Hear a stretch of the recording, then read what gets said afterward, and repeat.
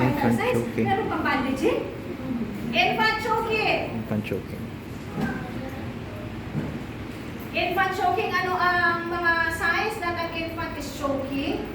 So, pwede, yes, nangingitim, nagkakaroon ng cyanosis, discoloration sa skin, namumutla, nangingitim. What else? Soundless cry. Iyak siya pero walang sound. So, ano gagawin natin? Position ng victim, the child. So, magbigay ng 5 back slaps. Position of the child na ganyan, nakatapa. So, make sure that the head is lower than the buttocks. Mas mababa yung ulo niya kaysa sa kanyang puwet. Ano ang ibibigay? 5 back slaps. Between the shoulder blade, gamit ang heel ng iyong hand, give 5 back slaps. 1, 2, 3, 4, 5. After 5 back slaps, itihaya. Itihaya, and then give 5 chest thrust. 2 fingers, chest thrust. 1, 2, 3, 4, 5. Check for the obstruction.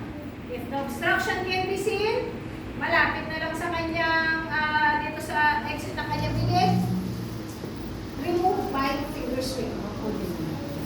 Medyo malayo pa, do not remove it kasi makakatulak mo. Continue again. 5 backs. 1, 2, 3, 4, 5. 5 chest thrust. 1, 2, 3, 4, 5. Check for the obstruction. Obstruction can be seen, remove by finger swing. Sa infant, no? Pag nawalan ng consciousness, so bigla, lumay na yung bata, nawalan ng responsiveness, ang gagawin, wellness assessment. Check for responsiveness. Check for the pulse and breathing. Activate EMS, CPR. Sabi nga diba, kahit na meron siyang pulso, if the pulse is less than 60 beats per minute, CPR ka natin sa infant. Okay?